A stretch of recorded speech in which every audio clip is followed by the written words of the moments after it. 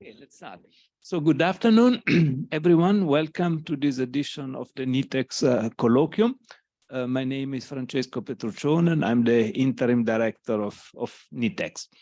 Today, we are very honored to have Professor Loyiso with us. And I will ask Professor David Holgate to please introduce the speaker before we ask Loyiso to come.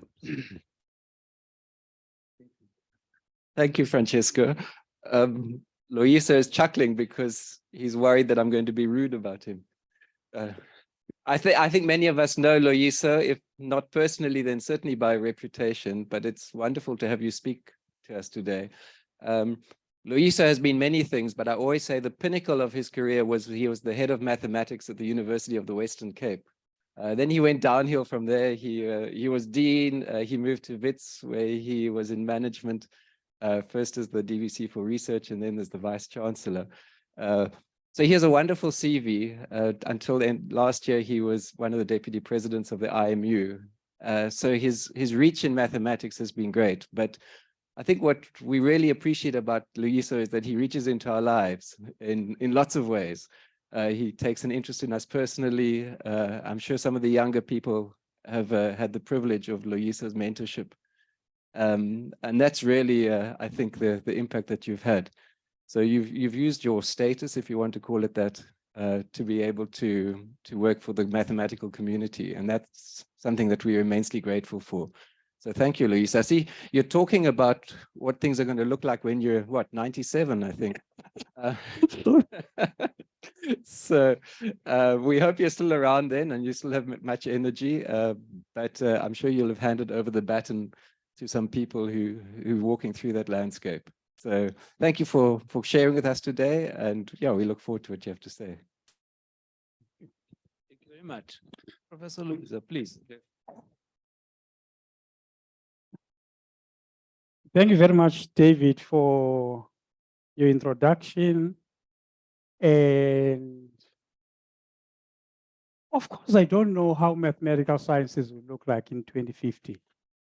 But Zorab guessed this correctly in the morning to say that what can we do now that maybe might have an impact on how mathematics looks like in 2050? And of course, there are some examples that you are aware of. The lecture by David Hilbert, 1900, to the ICM, where he came up with, I think, 23 questions that many people believe did have an impact on the development of mathematics in the first half of the last century. The other one that people in number theory or algebraic geometry might be aware of is a letter that Robert Langlands, who was at Princeton, I think he still is at Princeton, he wrote to Andre Weil, which led to something called the Langlands program, which over the years has produced, I think, at least 2 or 3 fields medalists about the connections between different areas of mathematics. So there have been these developments or statements that people made, which had a lasting impact on mathematics. Maybe some that on the negative side that I can share with you because I'm here. And one of the people who said this was a professor, I think, of sociology at Stellenbosch. J.N. Leroux in 1945 said that we should not give the native any academic education. If we do, who's going to do the manual labor in the community? Can somebody just remove? There's something here that I won't be able to read here. The next one is Hendrik Verwoerd in 1953, which is the year that I was born. I know I look 10 years younger, okay, because I've shaved. and basically, he said that there is no place for the Bantu in the European community above certain levels of labor. What is the use of teaching the Bantu child mathematics? You know, this one. When it cannot use it, now I've memorized this. Somebody said, okay, so I can go back here. Right. What is the use of teaching the Bantu child mathematics when it can use it in practice? This is quite absurd. Education must train people in accordance with their opportunities in life, according to the sphere in which they live. And people of my generation still believe that that legacy still has an impact on the current landscape of mathematics. And the last one in 1974, 2 years before the protests in Soweto, said, I've not consulted the African people on the language issue, and I'm not going to. It's not funny. I mean, when I read this, it was amazing that somebody, an African might find that the big boss only spoke Afrikaans or only spoke English. It would therefore be to his advantage to know both languages. And I do. My first exposure to mathematics was in Afrikaans. Okay, quickly, do some introduction. One of the things that have inspired me in terms of thinking along this is a publication called Mathematical Sciences in 2025. And then I'll share with you some of the findings we have made about how the research landscape looked like from 2011 to 2020. It's not changed that much for maybe 40 years. Something about the mathematical sciences knowledge base, people pipeline, knowledge exchange, conclude remarks, and really this is a shopping list. I feel a bit awkward because some of the things that I'm going to say came up during our discussions today. So I've plagiarized even before I saw what was going to be written down. I've already plagiarized it. Okay. Now, I served as a university administrator for 10 years. And I got a fellowship at STIAS. And while I was here, Chris Hahn brought to my attention this publication called Mathematical Sciences in 2025, which was commissioned by the US National Research Council. This coincided, as I said, with the time that I stepped down as Vice-Chancellor of WITS, and I was on what is called a retooling leave.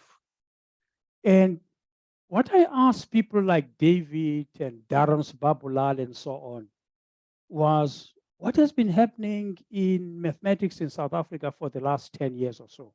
Because I didn't attend conferences. I was busy fighting with students or kind of negotiating with them around fees, etc.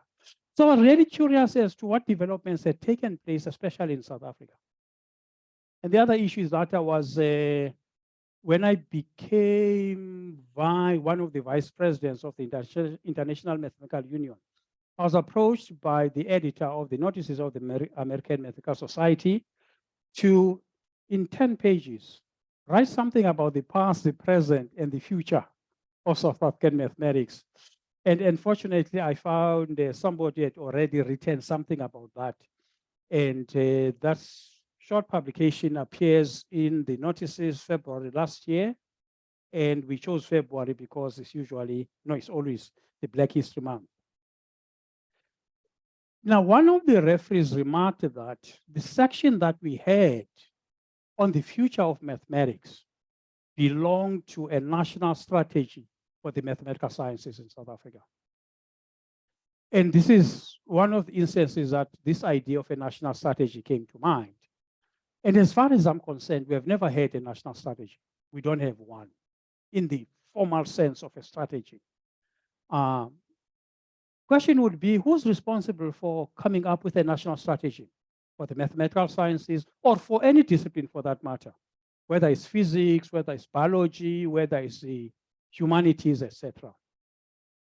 And when we think about disciplines that are at risk or how disciplines are developing, who's responsible for monitoring that? There's some question, responses along the way around this.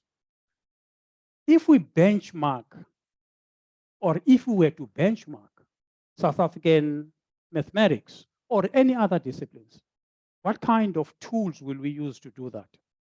And who should do it? Is it the NRF? Is it SAMS? Is it Academy of Sciences? Is it DST? Is it a MISA? Is it a Mass Foundation and so on? I don't know. I don't think any of the organizations have been formally assigned that.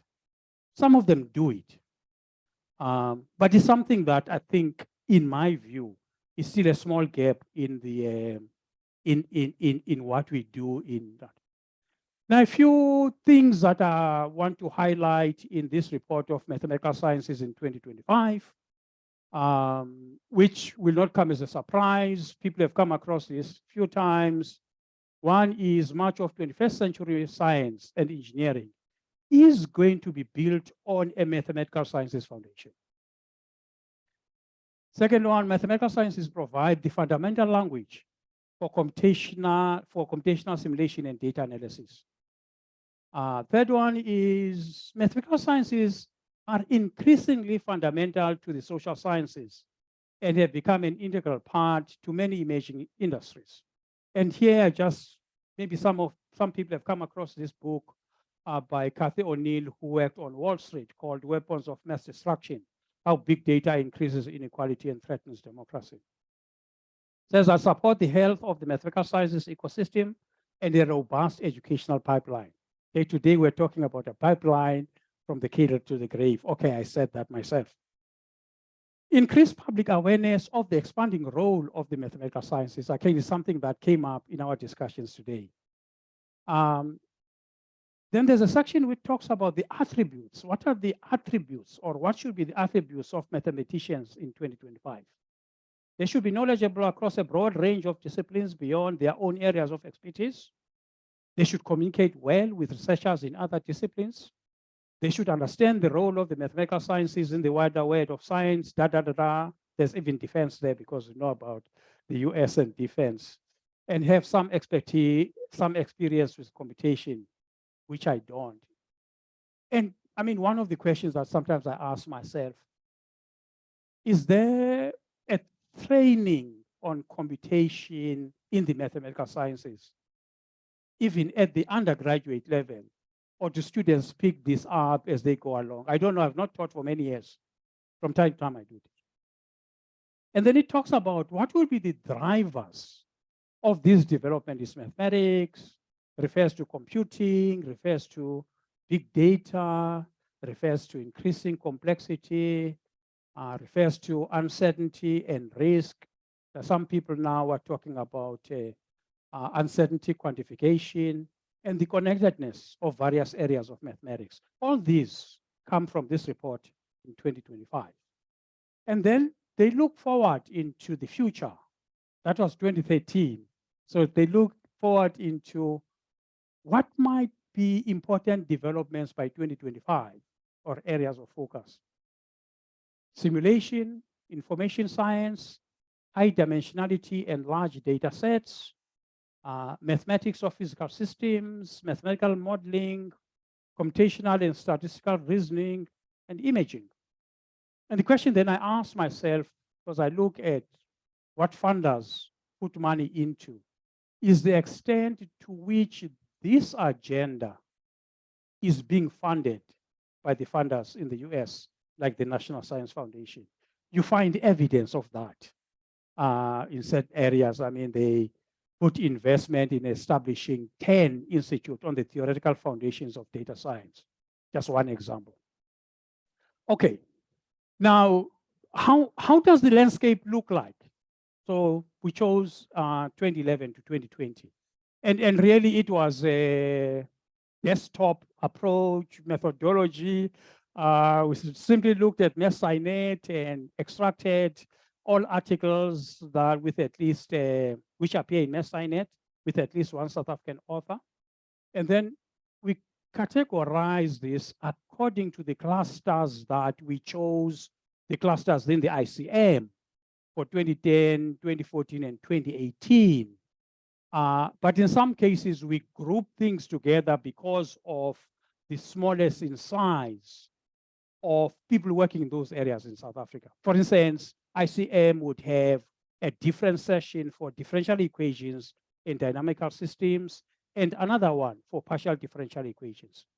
But by and large in South Africa, people working in, publishing in differential equations will be both ordinary and partial differential equations.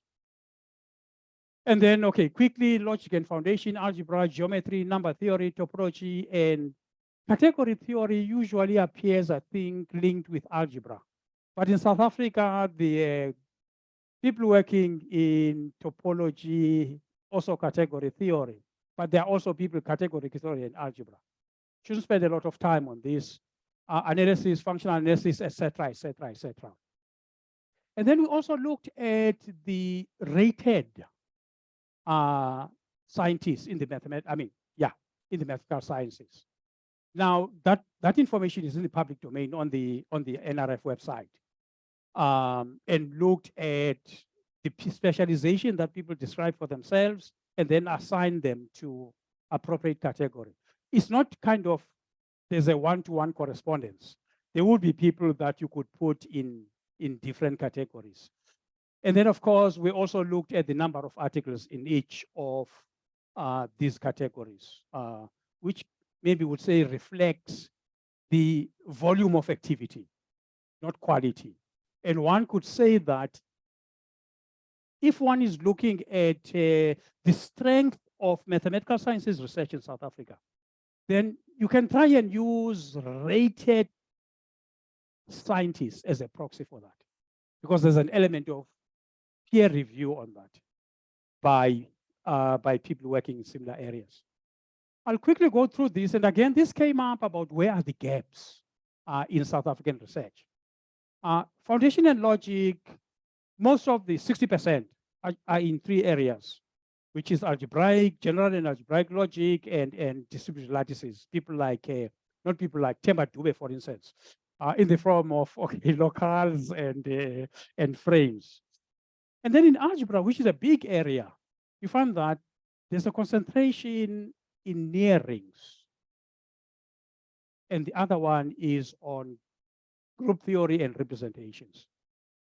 That one is geometry, highly underrepresented, the different areas in geometry. And what you find is that most of the publications are in differential geometry. Almost nothing on algebraic geometry. Okay, I'm 60–70% correct in this. Don't take me to task. Very little on convex and discrete geometry. Quickly, number theory. Again, a big area of research globally. And the Langlands program is really connections between algebraic geometry, number theory, and I think harmonic analysis, how you can translate problems amongst these different areas. But in South Africa, people working in number theory mainly is elementary number theory, sequences and sets, and Diophantine equations. Topology and category theory, agree or disagree, is general topology, asymmetric topology, pointless topology, and right now there are no rated people in algebraic topology. Again, in my view, this is one of the important areas of topology. When you talk about category theory, it covers broadly all the areas that you find in MSciNet. Analysis, 80% of the publications are just in three areas. When I proceed, functional analysis and operator theory. It's a fairly cohesive, active group in South Africa that organizes things together. And 70%, although it's functional analysis and operator theory, 70% of the publications are in operator theory, and 50% of them are in nonlinear operators. Here, what I should say is that I'm using the language of MSciNet. It's not my own description. It's these categories as I described in MSciNet. Lots of people working in differential equations, and here they work on qualitative properties of differential equations, especially symmetries. The guys at WITS and Northwest. And in terms of applications, it's applications in partial differential equations of mathematical physics. Yeah, mathematical physics is the strongest area of research. But then people take it, is it part of physics or is it part of mathematics? And the CRESS report that I'm going to refer it later on, in fact, takes publications in mathematical physics, and I think they're analyzed under physics. Here, I would say that, and I'm sure that Sudan will agree with me, that there are sub-themes in mathematical physics, which are very strong areas in their own right. Okay? Stronger than, for instance, in algebra. And examples would be quantum theory, quantum field theory, mathematical methods. In relativity is gravitation, mainly general relativity and cosmology. And the other one is fluid mechanics. And the topics there are foundations, incompressible viscous fluids, etc., etc. So one can look at this and then be able to say that, but certain areas in mathematical physics, you can, in fact, what I'm saying is that one can think of the gaps in the research because they are not mentioned here. Statistics and probability is the second or third strongest area of research, by the way. And it has got a large number of rated people. But what is a worry is that the rated people, number of them are either close to retirement or past retirement. And some of the areas of research is applications in finance, actuarial sciences, to biology, and also applications to social sciences. Combinatorics is another area of strength by South African standards. But again, if you look at the broad area of combinatorics, it's mainly in two areas where you find research, active research, in enumerative combinatorics and graph theory. And 80% of the publications are in graph theory. And 40% of the publications in graph theory are in an area called vertex subsets with special properties, dominating sets. And the major influential person here would be Mike Henning at University of Johannesburg. That mainly, maybe about, I don't know, 30–40% of the papers according to him. There are certain areas, and I pointed this out to him, to them, and they didn't fight with me. Algebraic graph theory. Very few people do that. I think it's one guy who's at Rhodes, Eric Andriatiana. Okay? Connections of graph theory and linear algebra. Random graphs, which is one of the areas of research that have emerged over the last so many years. Complex networks, dynamic graphs, and so on, where you've got time as well. All right, numerical analysis and scientific computing. Numerical analysis has been an active research, area of research for many years, well organized. They've got their own conferences, etc., etc. And with few, again, compared to other areas, rated people there. And about 70% of the publications are in numerical methods for ODEs and PDEs. Mathematical aspects of computer science, this is a worry for me because very weak, very few people working in this area. It's a worry because when you think about now the new developments in data science, machine learning, you look at what is the mathematics, mathematical sciences underpinning that. So are weak in mathematical aspects of computer science. And lastly, mathematics and science and technology. I think the area that has grown exponentially over the last 10 years is mathematical biology. And again, they've become well organized as a research chair. And I think, again, in the CRESS report, the publications in mathematical biology are not analyzed under mathematics. But to be honest, I don't know. I did check about mathematical physics. But when I looked at the journals, I didn't find people like Jacek, for instance, who work in mathematical biology, or is it Chipwa at University of Pretoria? Yeah. Okay. So how good are we? How do we measure that? Some people we've got so many NRF rated people. And a good friend of mine who's in this room says that, yeah, we lost many rated people. They went elsewhere. That's why you are not that good. And then reviews, there's a review of physics in 2004, and then another review of mathematics in 2010, but it's once off. There's never been another one in mathematics, okay? And then, of course, in the last 3-4 years, the DSI would ask CREST to produce these reports. Quite useful if you look at now the data around that. Let me just check the time so that I don't go forever. Now, what has influenced? I mean, it's just a subjective view about this. My thing about comparing South African mathematics to global trends. First of all, it's the invited lectures at the ICMs.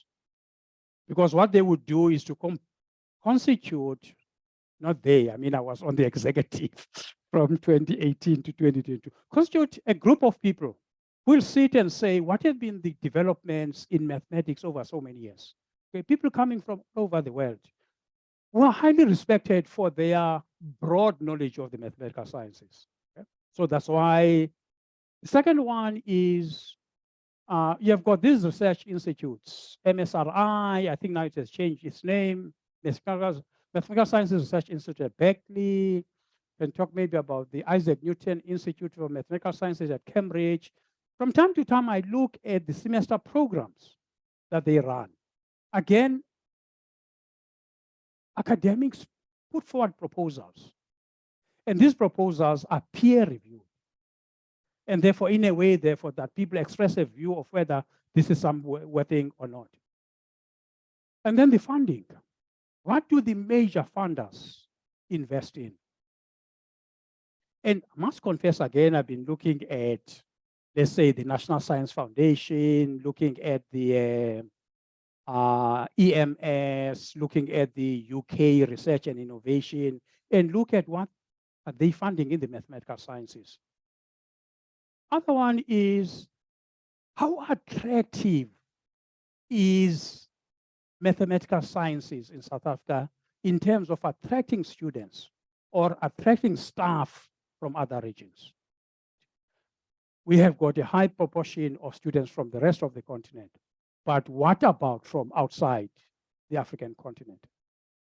And we're talking about foreigners, okay, during the day, which is a vexed issue, okay? What attracts foreign mathematicians, statisticians to come to South Africa? Is it the strength of what is done in South Africa? Is it the opportunities that they will get in terms of appointment and so on? And it's most of the above. And lastly, to what extent are the mathematical sciences connected with the users outside? I've repeated this over and over again during the meeting today and previously. Okay, so here I'm saying, or I'm hoping that we can do certain things to shape the future of mathematics.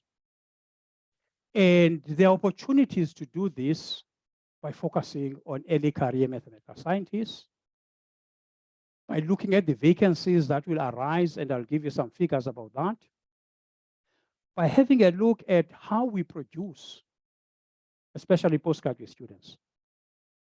And one of the reasons is that the people who are less than 40 years now, by 2050, they will be playing the role that Professor Francesca is playing as director of a national institute.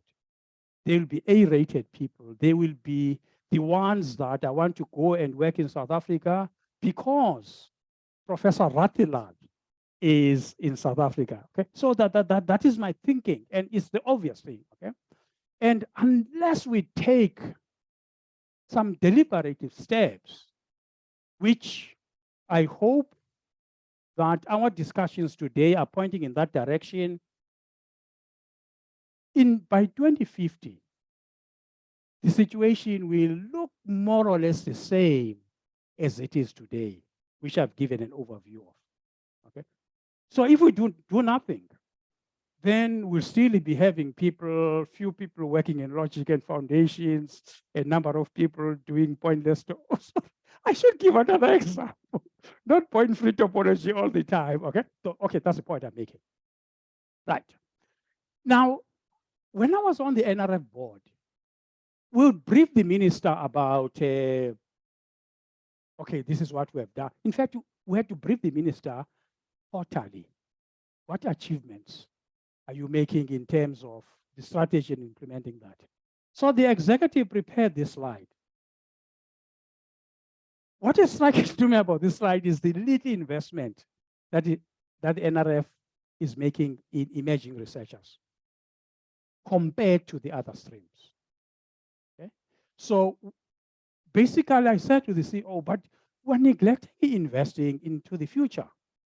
Okay, it's postgraduate students or investing in excellence. I had a debate with my friend about this, should I say obsession about what are we good at, who are our best people, at the expense, as far as I'm concerned about this slide, of making an investment into the future. Okay, so this CRES report in 2020, I made mention of this. There were 528 mathematicians, 61% had doctoral qualification. The National Development Plan has a target of 75% by 2030. 32% female, which means that female are underrepresented. 38% white, so the proportion of Black mathematician is high, but again, not reflective of the population. Okay? Most importantly, okay, everything I'm saying is very important. 62% are more than 50 years old, which means that over the next so many years, let's say up to 2040, they will have retired. So we need to think about what will be their role post-retirement. And secondly, how will those posts be filled once they retire? Statistics, 45% with PhDs. But looking at the people that, especially the young people, the number of young statisticians who are finishing their PhDs over the last 5 years is quite impressive, in my view. Okay, 40% female, better than mathematics, 47% white, so, and only 27%. So statistics workforce is fairly young. Okay, that says something as well as about what can be done. I don't want to say that the president of SASA is young. Okay, I've already said that. Okay. So the question then that I asked myself, of course, what happens is that if there's a vacancy, the head, Professor Moyo, says that, can you still hear me? Yeah. Professor Moyo can say, okay, we want to fill, this is somebody who was doing numerical analysis. Let's find another numerical analyst. So these posts are filled because of institutional autonomy on a case-by-case basis department. Maybe one can say as it should be. Now, if we do that, then one can speculate that we'll replace like with like, and therefore the landscape will not change that much. Or is it possible that heads of departments, Professor Farai and Farai, can sit together and say, you know, over the next 5 years, there'll be these vacancies arising. Can we think of an innovative way of, you appoint somebody in relativity, we will appoint somebody in algebra. And of course, this is premised on there would be agreement on collaboration, et cetera, et cetera. I think in that way, there's a possibility of transforming the system as well as filling in the gaps. We talked about filling in the gaps. Now in statistics, I've already said that at least 70% of people are less than 50 years old.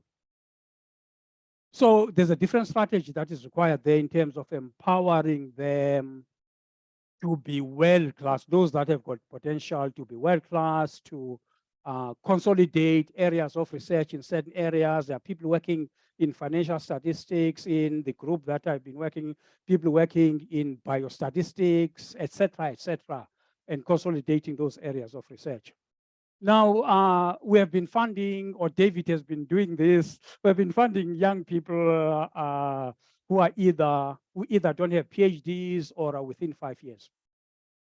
Now here, we have tried, I mean, we have unconsciously, there's some parity that 54% were in mathematics and 42% were in statistics. Unlike in terms of the staff, where I think for every statistician, there are 2 mathematicians and a few then in data science. Now, over this period, when we started in 2017, 109 were either registered or are registered for PhDs. So there are people who are working and doing PhDs. And 34 registered since we started. I am not taking any credit on behalf of the National Graduate Academy for this. And then there were 160 PhD holders out of that 330 and 135, my reference to statistics, completed since 2017. Again, we're not taking credit for this, but we do support people to take a time off and finish their PhDs. There are 33 who registered for masters. And what I'm highlighting here is that some of these people completed their honors or masters almost 10 years ago. So they've been teaching all this time with an honors or a master's. There's still some. 31 are not registered. And I'll come up with a controversial recommendation about those that are not registered. You can guess what that will be. Okay, the other area, you look at ratings, and I know that in certain universities it's not popular. You look at these figures, they tell you another story. The rated people, the majority of them are more than 50 years old. So we are going to lose not expertise, but these productivity within the university system. But of course, some universities retain certain people who are A-rated. But that is a matter of concern that there's a large number. The large number, or okay, how do I put this? There's a small proportion of young people who are rated, right? Out of so many. Now, this is both mathematics and statistics, something that we need to work on. And then in terms of gender, women, very few are rated. There's only been one A-rated mathematician since the rating started in '83. One. There have been less than 10 B-rated mathematicians and statisticians since the rating started in 1983. There's something wrong with that. There's something wrong with that. And of course, yeah, okay, that's what I wanted to highlight with that slide. Then David's favorite, okay, this is David now. Our graduate education, because of financial consideration, okay, people become researchers after 4 years at university. Of course they can, they can, I'm not saying that others. Now, in some cases, somebody start with an honors project, an area in the honors project, and that becomes master's and PhD and their specialization. And these areas of research concentration emerged in the, I'll say in the 70s. And then in the 80s, when there was an investment through the NRF rating. Something that people are not happy with when I find that when I attend the ICM, which is a kind of, it's a wonderful experience to go there, is that you think about what you are good at and the presentations that are there. Okay? In fact, let me put it this way. There have only been 3 South Africans who have been invited to present at an ICM. The political consideration, of course, I accept that. It's Daya Reddy, the former VC of UCT, and Jill Adler. Why is it that Kirsten and I tried to, I invited other people to put names forward, okay? But they don't get invited. They have already made that point. So what about graduate education? Francesca knows this, that there's informal partnership between ourselves and NITheCS around SATAGs, national platform to offer courses, to share expertise. And okay, we've used a grant amongst other things that we got from the Oppenheimer. But what I want to highlight is that getting this working is a challenge. David accompanied him and Will Horowitz, talking to deans of science, talking to DVCs and so on. Question of credit transfer, workload, who gets this and so on. And in the end, we're told that this requires an agreement amongst the universities. The department cannot prescribe, this AG cannot prescribe, the DVCs cannot prescribe. So mathematics and development, national priorities, people cry and say, Loyiso, when I was on the NRF board, Loyiso, why do these people ask us to talk about national priorities? We don't know how my theorem on functors that go up and down are going to address national priorities. But the thing is, as far back as 2016, DST recognized that for us to be globally competitive, we must invest in the basic sciences. And I must say this now, I'll say it later on. The mathematical sciences underpin all of that. You won't be successful to the extent that you can be unless there's a solid foundation in the mathematical sciences. Now, okay, that document has basic sciences and the acronym is BS. So later on, they said the support for the BS in South Africa. Anyway, sorry, I'm running out of time.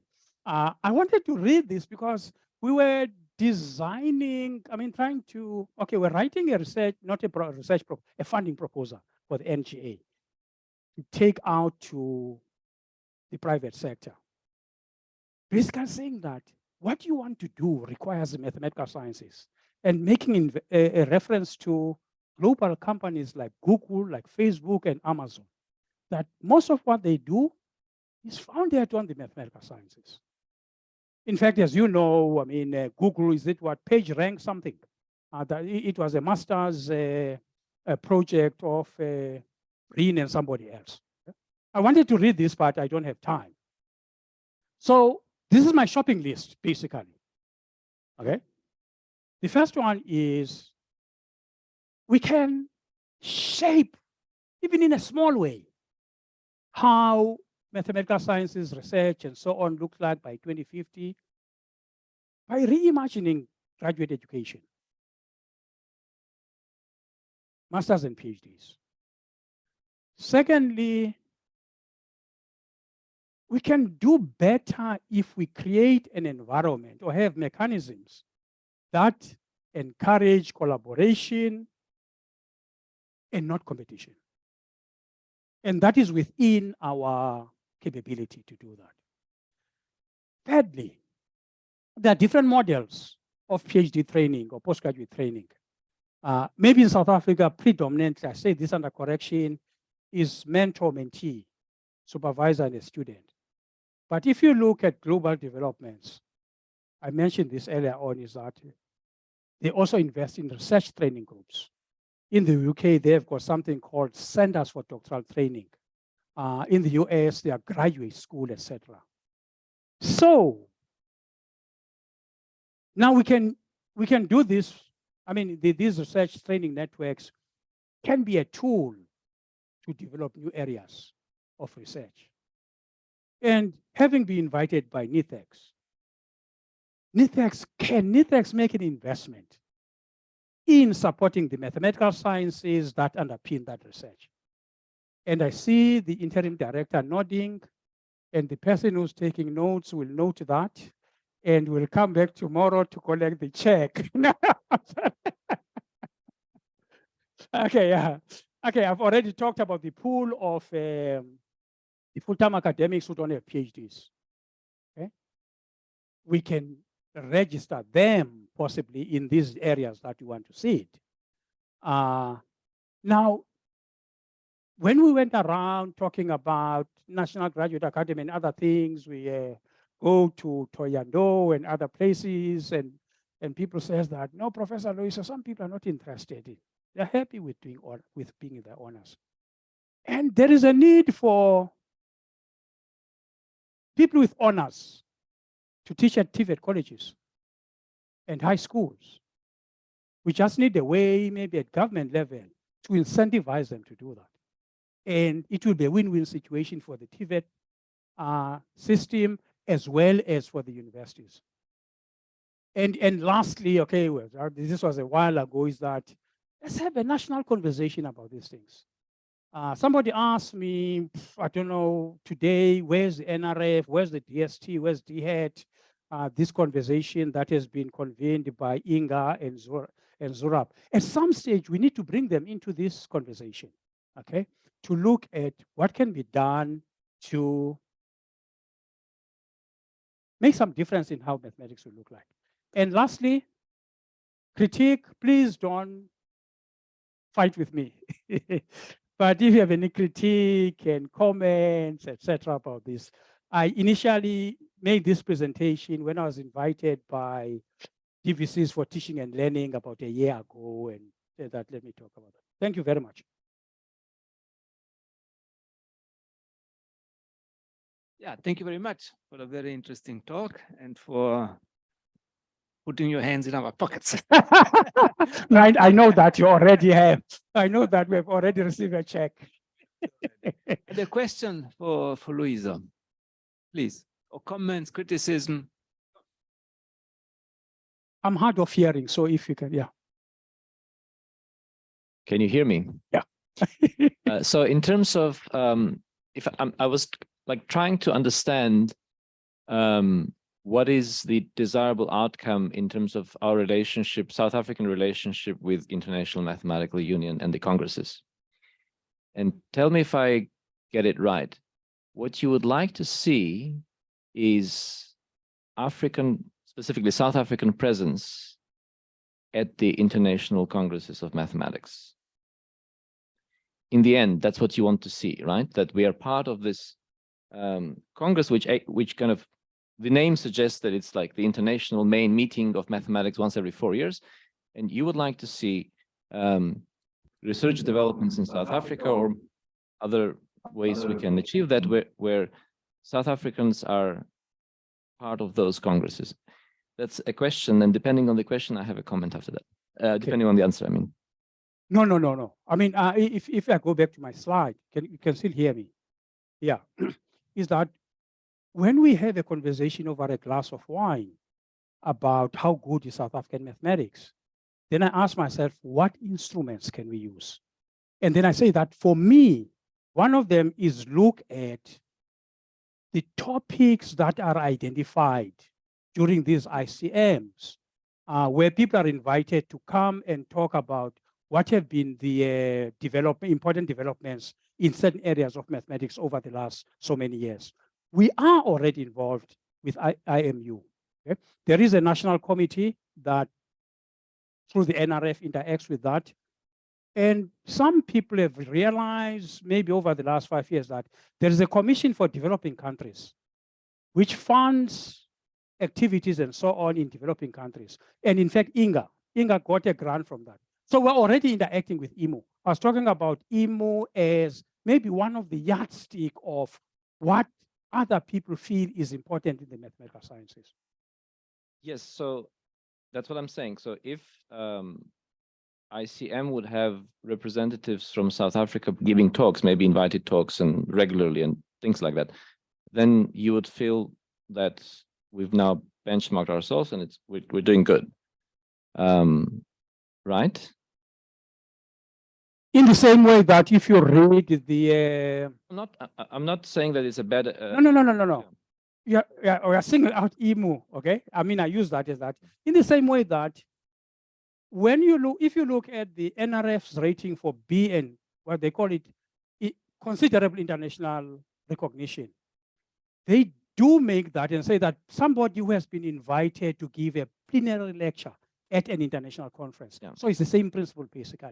But in this case, I'm using IMU as an example. Oh, so where I was pointing to is that the fact that there is a bit of disconnect currently with ICM and South Africa does not necessarily mean that research in point tree topology in South Africa is not of highest quality.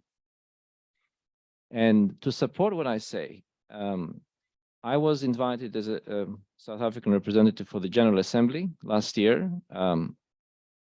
That's an assembly, as you know, that happens before ICM. And at that assembly, they revealed who were the program committee members. This is the group of people who decide who are invited speakers for ICM.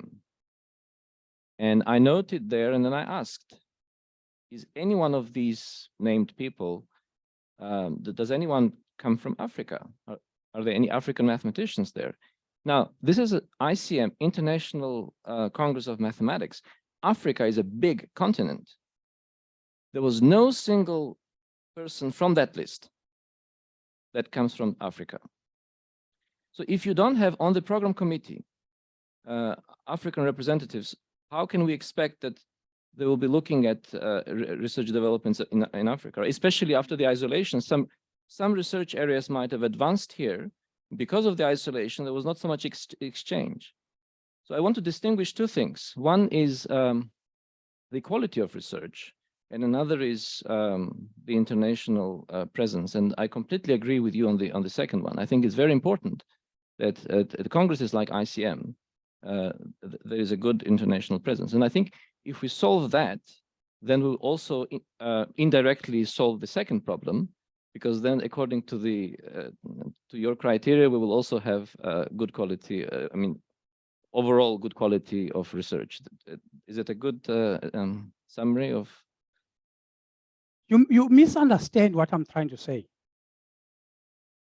I'm not saying that XX research is of low quality because it does not feature in ICM. Earlier on today, we talked about where are the gaps? How do I identify these gaps?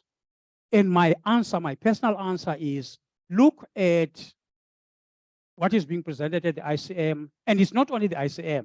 I say look at the semester programs that are run by research institutes, look at what is funded by the funders, because it's a proxy for, it's not quality, but it's looking at where are the gaps that may be with limited resources and few people that we can invest in. It's not about quality. I hope that I've clarified that. Thank you, yeah. No, because at some point in your presentation, you were talking about the quality of... No, it was not, yeah. You can use citation and other things. But I completely agree with this. We need more international presence in mathematics. Yeah, thank you. Yes, thank you, Prof. I saw those statistics about female and male and foreign, and there's emerging research category there, almost like we're having women and male. They are competitively nice. The other one is 9 and 12 or something. So I'm trying to figure out what it is that made that impact. You can see the last. Is it this one or this one? Yes, no, not this one. Next one. Yes. So you can see promising young researchers. The statistics are promising. What is it that has been done to make sure that that continues, and how can we sustain it so that they grow all together, women, female, and male? That's a very good question.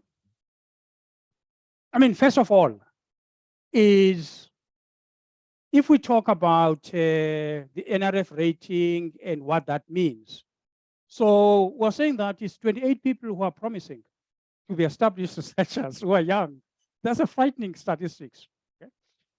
But there are different reasons for this. Some people say that universities don't put forward young people for rating in case you get a negative response. There are 1 or 2 examples where somebody was recommended for a P. I was part of the rating, whatever, and way back. Okay? and he was not even rated for the simple reason that people said that this is what he's still working under the shadow of the supervisor. So there's that as well, that universities hold people back. And of course, there's the funding issue, that there's no longer funding, significant funding associated linked with this. And people don't see the point of applying for an NRF rating because of all the bureaucracy, etc. The fellow, Prof, I referred to the stats that you showed on the CREST report for 2020. And it says that in 2040, we will have 300 vacancies in mathematics. So I had already suspected, without even seeing the stats, that we're going to have some type of continuity problem. But with respect to that, do you think we're doing enough to ensure that we train mathematicians to fulfill those vacancies in the years to come? And what do you think should we be doing right now to meet that? Let me respond that in a roundabout way. Do I have the figure in my head? Maybe. I think on average, the system produces about 60 PhDs in mathematics and maybe about 20 something in statistics. But there's also then, I've not looked at this, that maybe 30–40% of them are foreigners, and probably in terms of the employment policies, I'm not answering your question, I'm just giving some indicators. And maybe the timing between when a vacancy arises and when there are people, I don't know, maybe people like Professor Ingrid, or even who look at, or heads of departments, you look at how many people respond to vacancies, okay? Do you struggle to fill in vacancies or not? They may be in a better position to respond to that, and whether they are locally trained, because that was the question you're asking. Yeah, thank you, Prof, for such a remarkable lecture. I just want to give a remark on what you said, that mathematics is fundamental to social sciences. And then when you look at social sciences, it's a dynamic system. Things are continually changing, and we need new mathematics. I think it's a call for all the mathematicians to be able to come up with new mathematics, to be able to model the uncertainties, the risk that you have seen in the market, especially in the area of quantitative finance. So I thank you for mentioning that mathematics is really fundamental to these social sciences. And thank you very much. No, absolutely. If you take, for instance, marketing, which is a social sciences activity, right? I think so. And they use data science or whatever, okay? And of course, in 2008, when Obama won the presidential election, one of the things that was highlighted was the extent to which they use social media and networks and so on for targeted messages to certain groups. That's social science, is it not? Exactly, yeah.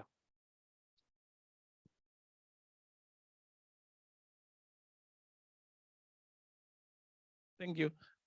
Mine not necessarily a question, but to just also add information about the issue of the 300 vacancies by 2040, and the question that was asked earlier in the afternoon. I had a short listing, and we have flighted some advert for associate professor for applied maths and for mathematics, also for full professor for maths and applied maths. And we really are struggling to get the locals applying for such position. And for the applied maths, we couldn't get any applicant from South Africa. And for mathematics, I think there was one, but this particular person is already employed in another university. So even if we are to take that person, we still have a challenge, because wherever that person is coming from, it will also leave a gap. So there is still a challenge in terms of, and I think the issue of the training that we were discussing earlier on in the day, I think is quite crucial, and we need to actually embark on a big drive to try and train more, because there is indeed a challenge that we will eventually face in the future. Thank you.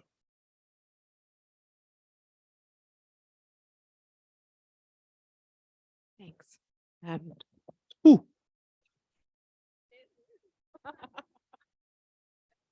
Thank you. I just want to comment on the statistics numbers there.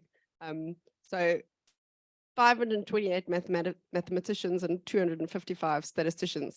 There's no way that we have less teaching load. So we are way under capacity. And that 27% more than 50 years old may look shiny, but it's bad. We have no mentors. We have no way to develop academics. And when I saw these two numbers now next to each other, I realized that stats has hit the issue before maths is going to hit the issue. We are now struggling because we have no staff, because we have no mentors. And if mathematics, you can see it there now, you have to make a plan. You have to grow young academics. Otherwise, you're going to be where we are.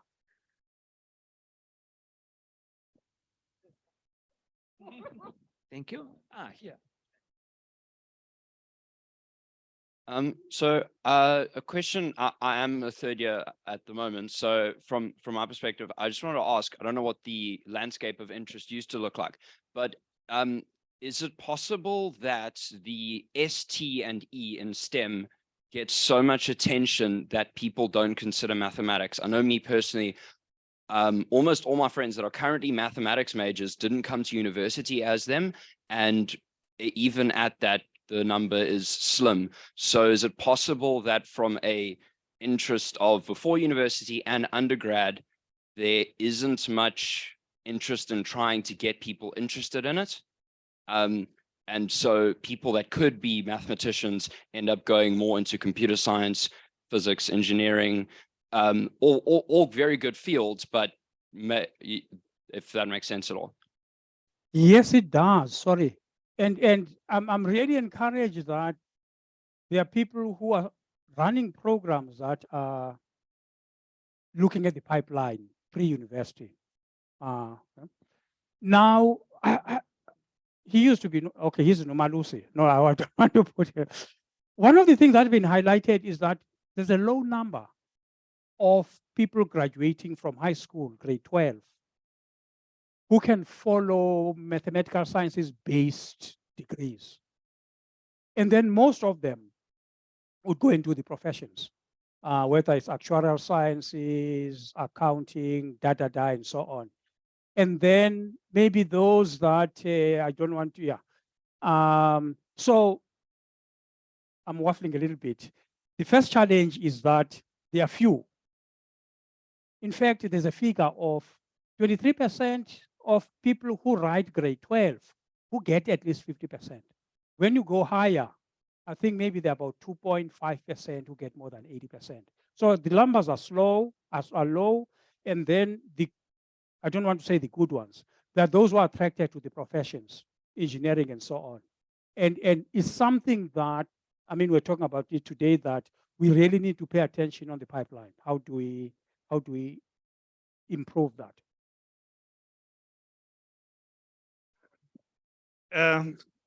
Again, concerning the issue of numbers of people doing PhDs, in order for us to be able to at least reduce that 300 that you put there, I think the problem stems from the fact that our pool is not as deep of those that would necessarily qualify to do PhD programs.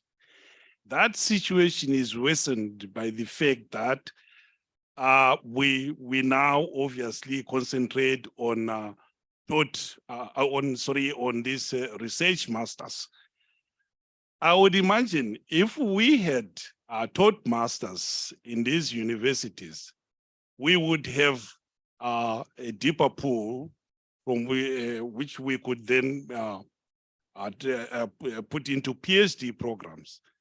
The reason why I'm saying that is, all research areas these days, they are no longer in traditional areas. we have moved into multidisciplinary kind of approach. And most of these guys who may have left university some time back are not really prepared. They can't cope in that environment. And hence there are fewer people actually who are taken into these postgraduate training programs. I wish we could still have an opportunity to teach at master's level. We would then like bridge the gaps that have arisen. So many gaps in the process. And when they do just research, it's narrow. It's narrow. You hardly can even probably use some of them for teaching because that person would just be Specializing. specialized there, very narrow. Yeah, I mean, Inga and Zurab will recall this response we got from Louis. That is driven by finance. Okay, I was a university administrator, and look at how can you maximize subsidy? They say that okay, masters by coursework is 50% of masters by research. No brainer. Students must do masters by research. So it's driven by financial consideration at the level of the university leadership. I'm not blaming them. That's councils that. But what are we doing? Because ultimately is, okay, I say we, I'm retired, okay? But what are the academics doing in terms of making a case? And Louis says, in disciplines that have got a long, that are sequential, where you have to master a lot of background knowledge. This researching very early on, it puts students at a disadvantage as well. But there are models, I mean, there are models that that are there to do masters by coursework and research report, where you can pretend that in fact it's a masters by research. You register students for a research masters, and then you make it a requirement that they do so many hours of coursework. Still within some years ago, sorry, I mean, let me. Some years ago, when I was at WITS, we're part of a consortium called African Economic Research Consortium, training PhDs in economics. The requirement was the people who participate in that program must do coursework. So they brought it to Senate and said that we don't have a coursework requirement for PhD. And then all we said is that make it a requirement for the student to participate in that program. But as a university, you won't kick them out if they fail the coursework. So we can register them for a research degree, but have a coursework requirement. Elegant solution? I don't know. Yeah, I also want just to add on what Loyiso was talking about. At UL, we actually, in our recalculation, we introduced the masters by coursework. But now the challenge that we also have had is that when it comes to the number of coming from honors to do the masters, the numbers were such that they were low, that we could not then afford to sustain the coursework, program. So sometimes you may have such, but at the end of the day, do you have, enough numbers in terms of, because when you have, if you have just 2 or 3 students, then to offer it through coursework, it may be also costly as well. Thank you. If I can quickly come on that program then led by Smiso and David on the smaller universities, okay, sharing, teaching, and so on, would, fingers crossed that it will take off, that we can solve that problem that way.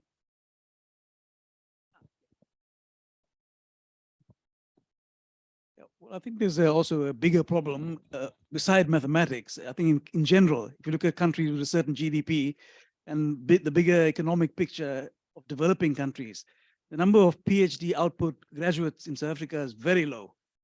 The government has that prerogative also to want to increase the number quickly. So that has to do with the overall economic development of the country.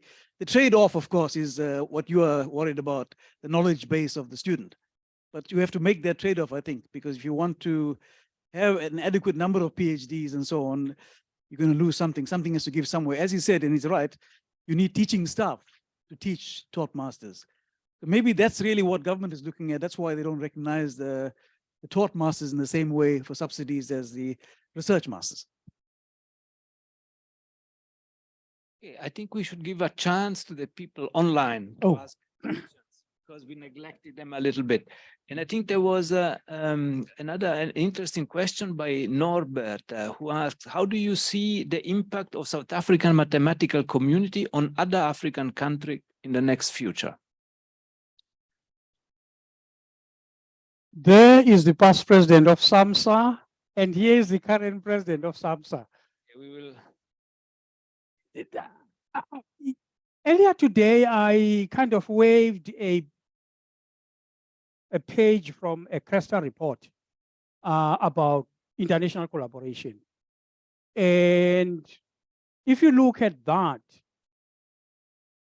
collaboration between South Africa and other regions is less with African countries from that data. Okay. And I mean, we're talking about collaboration here. I mean, that's not, talking about collaboration.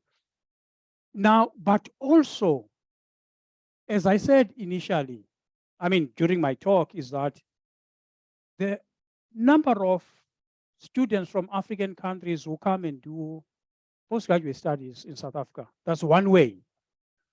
We made this argument many years ago that when we I think most universities say that for a third of a good PhD, for a third of the price, you can get a good PhD at Stellenbosch compared to, let's say, Sussex. So come to Stellenbosch or come to Wits. So we made that case. And one could say that South Africa is already contributing to the training of PhDs of students from the rest of the continent. Now, maybe something that I can share here is that we're pursuing an initiative with, I told him about it, but he already knew, with SAMSA, and looking at how we can support, my passion, early career mathematicians and statisticians in the region, okay? And also bring them together in terms of forming research groups. So that's the other initiative we are exploring. Maybe one last. It's just a short comment. So I had a 2-hour discussion with Louis about many things that he pointed out, including the coursework. So I think what NGA is doing with the shared courses online, I think it's just perfect system. One must be careful not to turn master into another calculus undergraduate where you attend the course and you don't really gain anything from it. So I would like to call it responsible supervising. The supervisor must ensure, if the student is not able to do that by themselves, that the student gets exposure to deep mathematics while at the same time pursuing that research topic. And in fact, it is very difficult to make good progress in research topic if you don't study mathematics on your own. And somehow maybe that is lacking at our masters, that because there is no official system of coursework now, students end up not doing any reading at all outside the specific problem maybe that the supervisor gave them. But so responsible supervising could solve the problem. We don't really need to have masters by coursework, but make sure that masters by research, as you were suggesting, also incorporates a lot of exposure to areas of mathematics. Thank you. Let me tell a story before you close about category theory. I was, ICM as well. So last ICM in Helsinki. So tea time, I'm sitting chatting, and this guy asked me, where are you from? I'm saying I'm from South Africa. Oh, you guys have got a very group of category theories there. So I said, oh, you know so and so. And it warmed my heart that somebody could say, here's an area that, he was from Australia. Here's an area that he knows that South Africa has very good people in. I just wanted to tell that story. I haven't told you before. Yeah, this was last year. Okay, not long ago. Yeah, then let's come slowly to an end. And let me, I can't resist the temptation to say something provocative for the mathematicians here. you know, when I listen to your presentation, one thing that you pick up looking from the outside of the theoretical physics guy, yeah, that you look at mathematics as a collection of subdisciplines. Yeah, because you listed so many in algebra, so many in analysis, so many in topology, so many in category theory. Yeah, but as I think you made a comment that we are moving towards the multidisciplinary world. Yeah, and I think that's not enough because we are moving towards the undisciplinary world. Yeah, where we have really big challenges that none of the discipline alone can solve. Yeah, and I think that's what needs to be at the top. Yeah, the problems that we want to solve, food security, climate change, you name it. Yeah, there's a whole, how many are there in the UNESCO development goal? 19, is it? 19 or something. Yeah? And maybe in order to attract more people to mathematics, you need to put those challenges at the top and show that with the help of mathematics, we can solve them. And not worry so much about how many mathematicians do for chunk analysis, how many do topology. That's probably not so relevant anymore, in my opinion. I disagree. But That's why I'm saying that I want it to be provocative. okay. Anyway, thank you so much for Thanks. a lovely afternoon and a very interesting talk. Thank Very you. much.